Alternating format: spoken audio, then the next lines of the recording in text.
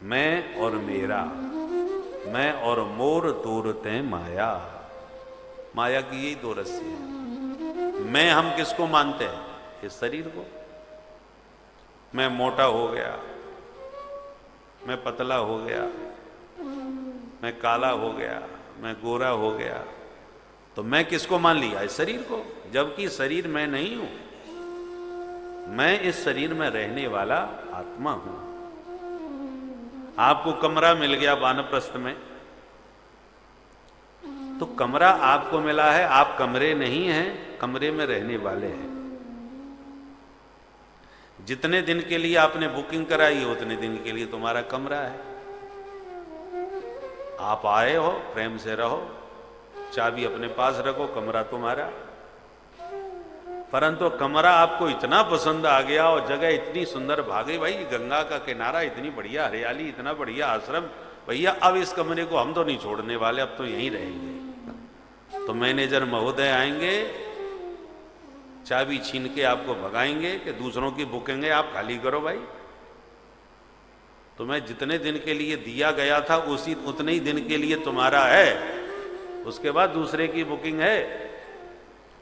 और ज्यादा तुमने कब्जा करने की कोशिश करी तो पुलिस में शिकायत होगी, पिटाई होगी, सब सामान फेंक करके आपको निकाल के भगा दिया जाएगा। ये ट्रस्ट का मामला है, कोई कब्जा नहीं कर सकता। यात्री आते हैं, रहते हैं और निकल के चले जाते हैं। परमानेंट कोई नहीं है यहां पर, कोई ना परमानेंट, आने जाने वाले हैं। बोलो राधे राधे। ऐसी ये भी धर्मशाला, ये तो पंचायती धर्मशाला तो आपने देख ली, पंचों ने मिलकर चंदा दिया तो ये धर्मशाला बन गई। जिन जिन ने पहले पुराने जमाने में पंचायती धर्मशाला ही चला करती थी, सेठ लोग बनाते थे, यात्री आकर उसमें रह के चले जाते थे। ये भी पंचायती धर्मशाला है, 5 पंचों ने बनाई है। कौन कौन? क्षिति जल पावक गगन समीरा, क्षिति जल पावक गगन समीरा, क्षिति जल पावक गगन समीरा, क्षिति जल पावक गगन समीरा, पंच रचित अति अधम शरीरा, पंच रचित अधम शरीरा, पंच रचित अति अधम शरीरा, पंच रचित अधम शरीरा। तो ये पंचायती धर्मशाला है। अब किसी को 70 साल के लिए मिली, किसी को 100 साल के लिए मिली, किसी को 10 साल में ही खाली करा ली गई। जिसके जितने दिन की बुकिंग होती है उतने दिन के लिए वो रहता है, बाद में मकान खाली करके पंचों को सौंप के चला जाता है। अब आजकल तो ऐसी स्थिति है हम लोगों की कि 5 साल भी किसी के यहाँ किराएदार बन के आप रह लिए तो खाली करवाना मुश्किल पड़ जाएगा। जब 5 साल में ही हम कब्जा करके बैठे हैं तो जिसमें 50 साल रहे हैं उस पर बोलो कितना कब्जा किया होगा। कोई खाली करना नहीं चाहता इस मकान को, वो तो यम के दूतों को फिर भेजना पड़ता है और मार पिटाई करके जबरदस्ती मकान खाली करवा लेते हैं, इसलिए हो जाता है। नहीं तो राजी घर की याद सबको आती है, पर विडंबना तब होती है जब घर को ही भूल जाए और धर्मशाला में ही कब्जा करके बैठ जाए, तो बड़ा मुश्किल होता है खाली कराना। हम सबकी स्थिति यही है। ये शरीर देहिस्तिमांस रुधिरे अभिमतिम त्यज। गौकर्ण जी कहते हैं पिताजी ये जो देह है, अस्थि मांस मज्जा रुधिर स्नायु सप्त धातुओं से बनाया हुआ ये शरीर है, जिसको हम मैं मानते हैं, जिसको हम आत्मा मान के बैठे। एकादश स्कंद भागवत में उद्धव जी ने प्रश्न किया, महाराज मूर्ख की परिभाषा क्या है? मूर्ख कैसे कहते हैं? तो भगवान ने जवाब क्या दिया? मूर्खो देहाद्यहम बुद्धि देहादि में अहम बुद्धि जो रखता है वही महामूर्ख है। और इस परिभाषा में लगभग हम सब आ जाते हैं। बोलो राधे राधे। भगवान का वचन है, मूर्खो देहाद्यहम बुद्धि। देहादि में अहम बुद्धि रखना ही महामूर्खता है। और ये मूर्खता हम सब कर रहे हैं, और यही मूर्खता हमको अंत काल में रुलाती है। मकान कितना भी सुंदर है, ये बाहर की सुंदरता है। नेक भी फूट जाए तब देखो भीतर क्या है। ईंट गारा ही तो भरा है सब। अस्ति स्तंभम स्नायुबद्धम मांस सोणित लेपितम। लोहे के सरिया डाल डाल के खंबे मजबूत बना दिए।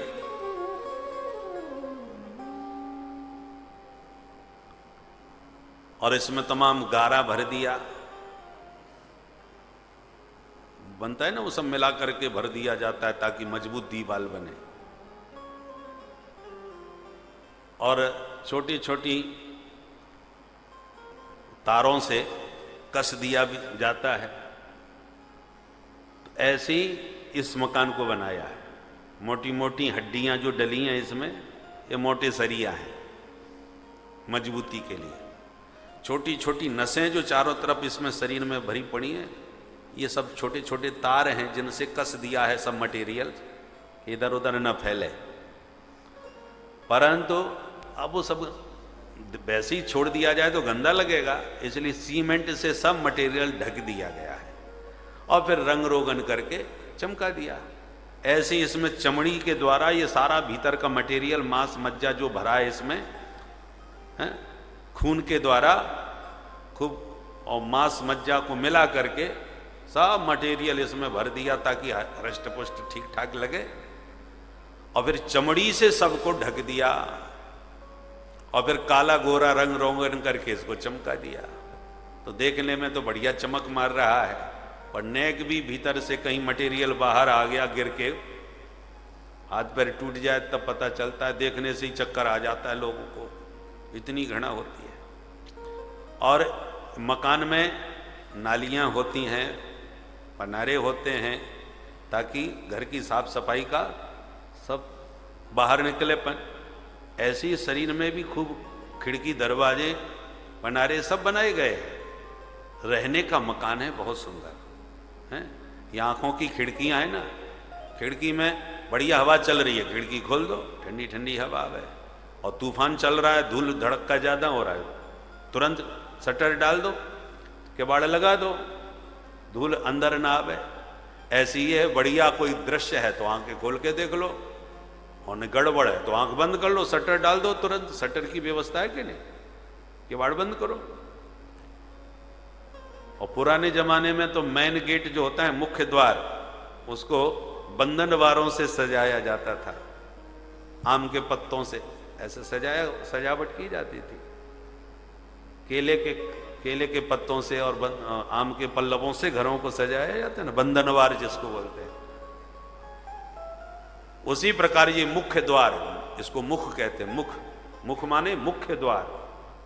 इस मुख्य द्वार को भी बढ़िया, नीचे भी दंतावली, ऊपर भी दंतावली, ये बिल्कुल जैसे पत्ते लटका देते थे ना घर को, बंधनवार, ये सब बंधनवारों से मुख्य द्वार मेन गेट सजाया गया है। ऐसे 9 दरवाजे और भी हैं, मकान बड़ा है, कान के दरवाजे अलग हैं, नाक के अलग हैं, और ये मुख्य मेन गेट ये है। तो इस प्रकार से 9 दरवाजे का ये सुंदर मकान है। परंतु 9 दरवाजों से सब गंदगी बाहर आती है। इसी से पता चलता है कि भीतर क्या मटेरियल भरा हुआ है। और ऐसे घृणित शरीर को आप आत्मा मान करके बैठे हो। इसलिए देहेस्थि मांस रुधिरे अभिमतिम त्यज। इस शरीर में बहुत आसक्ति मत रखो, ये केवल बाहर की चमक है, भीतर सब गड़बड़ है। ऐसे मकान पर कब्जा करके अपना समय नष्ट न करो। दूसरी बात, जब धर्मशाला ही हमारी नहीं है तो धर्मशाला में रहने वाले यात्री हमारे कैसे हो सकते हैं? तो जब शरीर हमारा नहीं तो शरीर के नाते हमारे कैसे होंगे? हम पहले किसी को नहीं जानते थे, जन्म के बाद जन्म से शरीर मिला और शरीर से ही नाते मिले, माताजी, पिताजी, भैया जी, बहन जी, काका जी, फूफा जी, नाना जी, ये सब संबंध जन्म के बाद ही तो बने। उससे पहले ना हम उनको जानते थे ना वो हमको जानते थे। जन्म लिया तो नाते जुड़ गए। ऐसे ही धर्मशाला में आए तो यात्रियों से भी जान पहचान हो गई। कोई कहीं से आया, कोई कहीं से आया, धर्मशाला में सब रह रहे हैं। भाई आप कहाँ से? बोले हम कलकत्ता से। आप बोले हम गुजरात से। आप बोले हम वृंदावन से। तो सब अलग अलग जगह से आए हैं। आप उसमें 7 दिन में हम लोग कितने घुल मिल जाते हैं। तो 7 दिन में जब इतने घुल मिल गए तो यहाँ 50-50, 70-70 साल तक रहे जिस धर्मशाला में, वहां तो और ज्यादा घनिष्ठता हो जाती है। परंतु कितनी भी घनिष्ठता हो जाए, जब धर्मशाला खाली करके अपने घर जाएंगे तो यात्रियों से बिछुड़ने में कष्ट तो होता है। भैया 7 दिन का पता नहीं चला, कितना आनंद आया, आप चल रहे हैं भैया अपने घर हैं। अब घर में जिनकी आसक्ति होगी उन्हें तो कोई कष्ट नहीं होगा, परंतु यहीं पर जिनकी आसक्ति होगी उन्हें तो बड़ा कष्ट होगा। जो घर से परेशान होकर के आए थे 7 दिन के लिए, उनका तो मन खूब बढ़िया लग गया। अरे भाई बहुत अच्छा लगा, 7 दिन का पता ही नहीं चला, गंगा में नहाए, कथा सुने, उत्सव मनाए और खूब खाए पिए, मौज उड़ाए। परंतु अब फिर वही प्रपंच में जाना पड़ रहा है। दोनों में अंतर है। उसी प्रकार जो इस संसार में और इस धर्मशाला में बहुत आसक्त हैं, वो अपने घर को भूल गए जहां से चले थे घूमने, तो उनको बड़ी पीड़ा होगी, क्योंकि वो घर को ही भूले बैठे हैं। घर से नाता ही उनका टूट गया, इसी को अपना घर मान के बैठे हैं। वो तो यमराज के दूत जबरदस्ती घर से खाली करवा रहे हैं, नहीं तो हमारा तो मन ही नहीं था जाने का।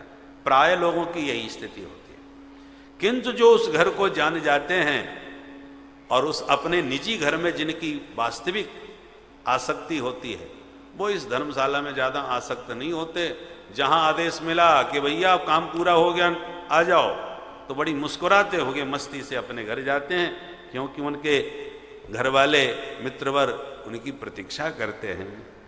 तो जैसे भले ही बेटी ससुराल में चली गई और मायके की याद तो बनी रहती है, और मायके में जाने में माताओं को बुढ़ापे तक भी कितना उत्साह होता है कि मायके में जा रहे हैं।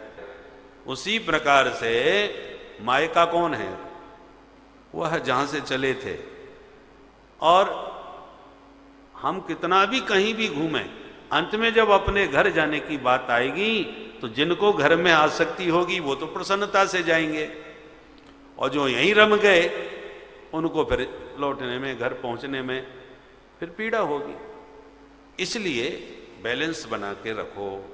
इतना जान लो कि आप यहाँ परमानेंट नहीं, धर्मशाला है। पंचलोक जिस दिन आदेश देंगे उस दिन आपको ये मकान खाली करके जाना ही पड़ेगा। अब घर जाओ चाहे दुनिया में कहीं भी जाओ, धर्मशाला तो तुम्हें खाली करनी पड़ेगी। राजी राजी करो या पुलिस वालों से पिट के करो। तो देहेस्थि मांसुरुधरे भिमतिम त्यजत्वम जाया सुता दिशु सदा ममताम विमुंच। सबसे अधिक आसक्ति जाया और सुत में होती है। जाया माने पत्नी, सुत माने बेटा। तो स्त्री और पुत्र में सबसे अधिक आसक्ति होती है। बोले इनमें बहुत ममता न करो, क्योंकि ये तुम्हारे यात्री हैं, ये कहीं से आए हैं, तुम कहीं से आए हो, ये कहीं जाएंगे, तुम कहीं जाओगे। संसार में तुम किसी से भी प्रेम करो, पर शाश्वत नहीं हो सकता, स्थायी नहीं रहता। वो अपने कर्म के अनुसार आया है और अपने कर्म के अनुसार कहीं जाएगा। तुम अपने कर्म के अनुसार यात्रा कर रहे हो। जैसे गंगा जी में धारा चल रही है, बरसात में जब बाढ़ आ जाती है गंगा जी में, तो तट के वृक्ष भी टूट के गिर जाते हैं। बहुत सी लकड़ियां इसमें गिर जाती हैं, बहती हुई हमने देखी। ये गंगा पार उधर शिवानंद आश्रम है, हम वहाँ आकर के काफ़ी समय रहते थे। पहले समय मिलता था खाली तो खूब रहते थे, अब तो व्यस्तता में नहीं आना हो पाता। तो जब गंगा तट पर आराम से सोते थे, जो जिसको हम लोग आजकल राम झूला बोलते हैं, शिवानंद झूला है वैसे नाम तो, परंतु ये झूला तो हमने आज पहली बार देखा प्रातः।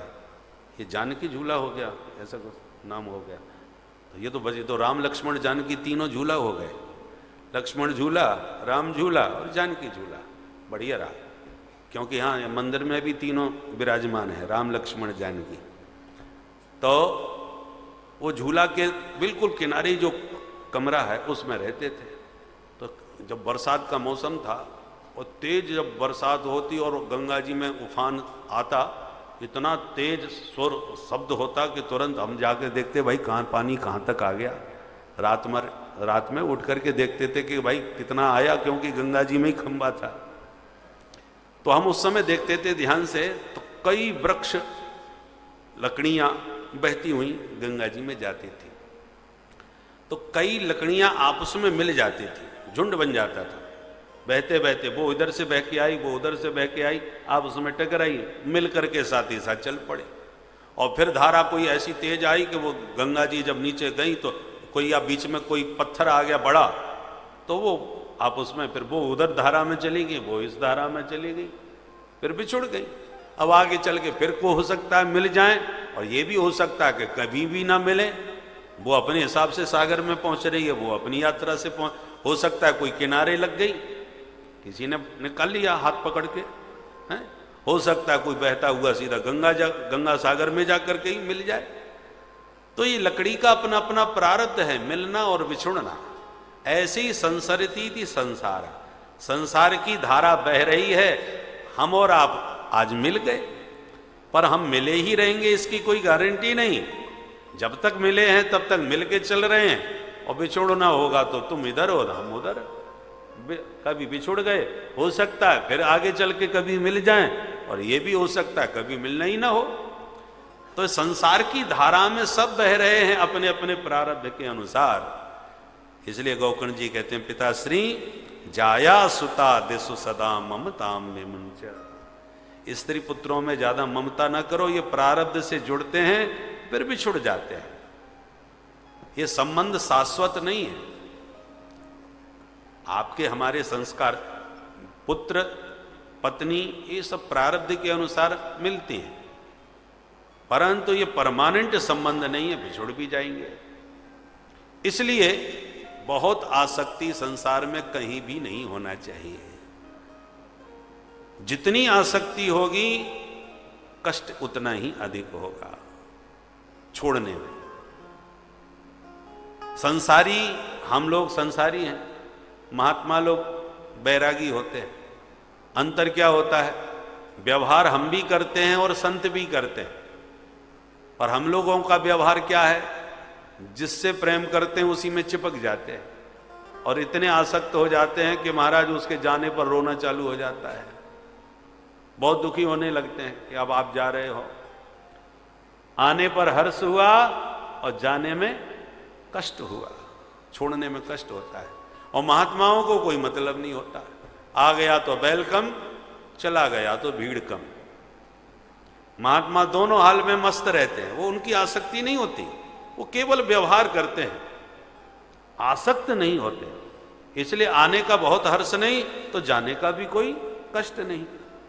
हम लोग चिपक जाते हैं। जैसे नारियल होता है ना, सूखा नारियल और पानी का नारियल। सूखा नारियल फोड़ो तो नारियल फूट गया, गोला निकल के अलग हो गया, गोला नहीं फूटा। पर जो पानी का कच्चा नारियल होता है ना, उसे फोड़ो तो गोला संग में फूटेगा, क्योंकि बिल्कुल उसी से चिपका हुआ है। और सूखा नारियल चिपका नहीं होता, इसलिए फूटता भी नहीं है, अलग हो जाता है। उसी प्रकार हम संसारी लोग कच्चे नारियल हैं। जहां तहां हमारा चित्त चिपका हुआ है, चाहे पत्नी में, चाहे पुत्र में, चाहे परिवार में, व्यापार में, जो जिसको मैं कहते हैं, मेरा कहते हैं, ये मेरा है। पत्नी मेरी है, बेटा मेरा है, व्यापार मेरा है, मकान मेरा है, गाड़ी मेरी है। तो मेरा मेरा कह करके जिसको हमने अपनाया उसी में हम चिपक गए। अब उनमें से कोई भी फूट जाएगा तो हम भी फूट जाएंगे। पत्नी मर गई तो हाय मैं मर गया। भाई तू तो अच्छा भला बेटा कैसे मर गया? बोले उसमें हम इतने आसक्त थे कि उसके मरने में हमें अपना ही मरना नजर आ रहा है। तो जिसमें चिपके रहोगे उसके टूटने पर तुम भी टूट जाओगे। बहुत से लोग व्यवहार में बोलते हैं, अरे वो जब से वो बेचारा चला गया तब से ये भी एकदम टूट गए। इसका मतलब क्या हुआ है, तुम उससे इतने ज्यादा चिपके थे कि उसके टूटने पर आप भी टूट गए। पर महात्मा लोग रहते तो नारियल के भीतर ही हैं, जैसे नारियल का गोला नारियल के भीतर ही रहेगा, जाएगा कहां बाहर।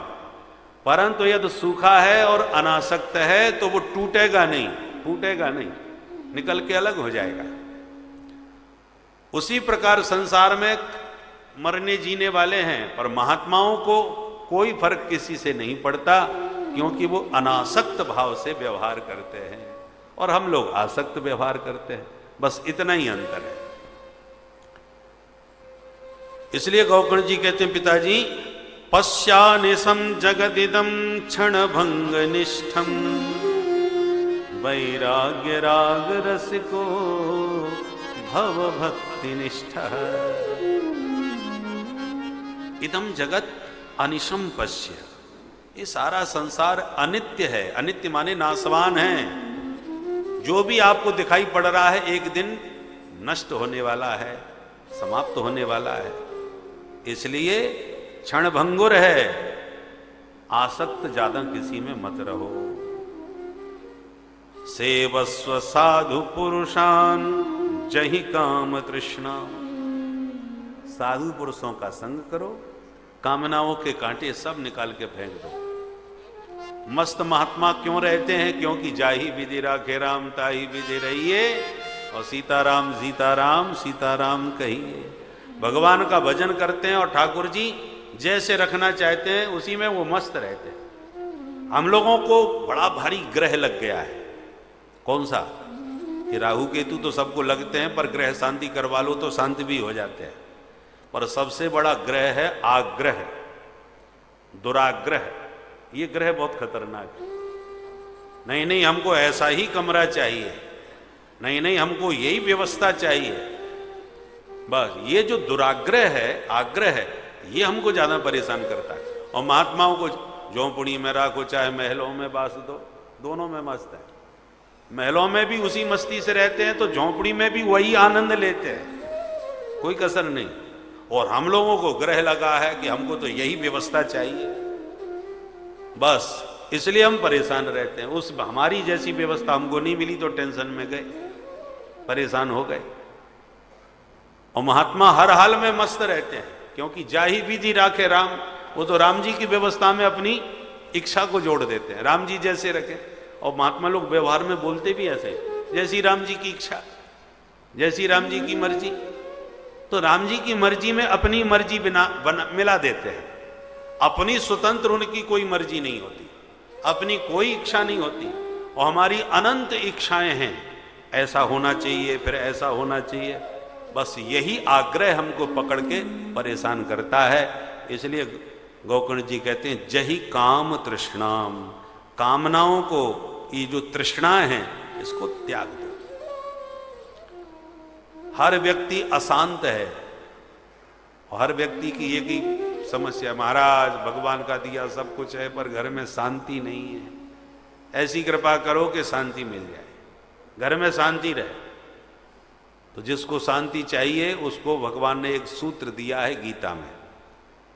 गीता के दूसरे अध्याय में सबसे अंत में भगवान ने एक बात कही, विहाय कामान्य सर्वान पुमाश्चरति निस्पृह निर्ममो निरहंकार सशांतिम अधिगच्छति। अब बोलो, हम नहीं कह रहे, गोविंद कह रहे हैं। सशांतिम अधिगच्छति, वो शांति को प्राप्त हो जाता है, उसके जीवन में परम शांति आ जाती है। किसके जीवन में? तो जो शांति चाहे वो सबसे पहला सूत्र बताया, विहाय कामान्य सर्वान। मतलब सर्वान कामान विहाय। कामान माने काम, इच्छा, कामना। आप अपने जीवन में सारी इच्छाओं को त्याग दो। वर्तमान में जो तुम्हारा कर्तव्य है, जिम्मेवारी है, बस उसी काम को कर्तव्य भाव से करो, अनासक्त होकर के करो। इच्छाओं को बहुत मत पालो। अब ये मकान बनाऊंगा, फिर ऐसा बनाऊंगा, फिर ऐसा करूंगा, उसके बाद मेरा ये जलवा होगा, तब मैं ये गाड़ी खरीदूंगा। तमाम प्रकार के मुंगेरी लाल के हसीन सपने हम लोग देखते रहते हैं। अब उन सपने को यदि हमने पूरा कर ली तो खुश हो जाते हैं, और सपना अधूरा रह गया तो रोने लग जाते हैं। हमने क्या क्या कल्पना की थी, सब पे पानी फिर गया, कुछ कर ही नहीं पाई जिंदगी में, फिर रोना चालू करते हैं। पहले तो कामना करते हैं और उसके पूर्ण न होने पर रोने लगते हैं। हमने ये क्या क्या सपने देखे थे, सब पे पानी फिर गया, इस नालायक ने ऐसा नहीं किया, इसने ऐसा नहीं किया। अरे तुम अपने बच्चे को जो बनाना चाहते हो वो नहीं बना तो आपको टेंशन हो गया, क्योंकि आपने कल्पना तो कर रखी थी बेटा को डॉक्टर बनाऊंगा, इंजीनियर बनाऊंगा, अब वो कुछ बनना नहीं चाहता तो आपको कष्ट हो गया। तो आप अपनी जिम्मेवारी, अपने कर्तव्य का पालन पूरा करो, पर आप ज्यादा यह सपन मनोरथ करोगे तो आप बहुत दुखी रहोगे। इसलिए जाहि विधि राखे राम ताहि विधि रहिए। तुम्हारे सामने जैसी परिस्थिति आए वैसा करिए। बहुत लंबे सपने देखोगे तो परेशान ही रहोगे, क्योंकि पूर्ति न होने पर आपको कष्ट होने लगेगा। इसलिए गोकर्ण जी कहते हैं साधु पुरुषों का संग करो और कामनाओं के कांटे निकाल के फेंक दो। धर्मम भजस्व सततम त्यज लोक धर्मा। लोक धर्मों को त्याग करके संसार के जो देखो ये जो उपदेश है अपने पिता को दे रहे हैं सन्यासी बनने के लिए। इसलिए गोकर्ण जी कहते हैं पिताजी अब परम धर्म का आश्रय लो। एक होता है धर्म, एक होता है परम धर्म। संसार में व्यवहार निभाना धर्म है, निभाना पड़ेगा भाई। जब तक शरीर है, परिवार है, तब तक व्यवहार भी निभाना पड़ेगा। इसको कहते हैं लौकिक धर्म। किसी ने तुम्हारे शादी में कुछ वस्तु भेंट करी तो उसी मूल्य की वस्तु तुम्हें भी उसके यहां शादी में भेंट करनी पड़ेगी। ये व्यवहार होता है और संसार इसी व्यवहार से चलता है। केवल हम लोगों में नहीं होता है, महात्माओं में भी होता है। भाई उनके भंडारे में गए थे, उन्होंने इतने 1000 रुपए की विदाई करी थी, अब अपन भंडारा कर रहे हैं तो उनकी विदाई अपन को करनी है, वहां भी व्यवहार चलता है। तो व्यवहार संसार का सबको निभाना पड़ता है, पर ये लौकिक धर्म है। और परम धर्म क्या है? भगवत प्राप्ति करना, भगवान का भजन करना, इस शरीर में और संसार में रहते हुए परमात्मा को प्राप्त कर लेना जीव मात्र का परम धर्म है। तो गोकर्ण जी कहते हैं अब लौकिक धर्म तुम बहुत निभा चुके, 60 साल के हो गए, अब लौकिक धर्मों का त्याग करके परम धर्म का आश्रय लो।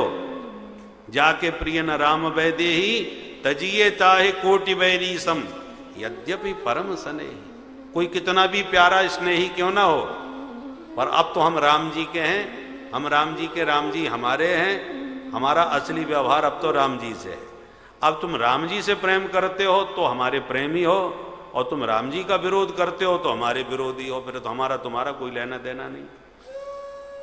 इष्ट मिले और मन मिले, मिले भजन रस रीत, तासे होए निशंक मिल करियो तिरसंग प्रीति। संसार में प्रेम किससे करना चाहिए? जिससे हमारा मन मिले और मन के साथ हमारा इष्ट भी मिले। तुम्हारा इष्ट दूसरा, हमारा इष्ट दूसरा, तुम्हारे भजन रीति अलग है, हमारी भजन रीति अलग है, तो पटरी नहीं बैठेगी। हैं? तुम भी कन्हैया के प्रेमी, हम भी कन्हैया के प्रेमी, इष्ट एक है, तो एक साथ मिलकर के तब आनंद ज्यादा आएगा। तो इष्ट मिले और फिर मन भी मिले। पता चला तुम कन्हैया को मानते हैं, हम भी कन्हैया को मानते हैं, पर मन नहीं बैठता, मन नहीं मिलता, तो अभी गड़बड़ होगा।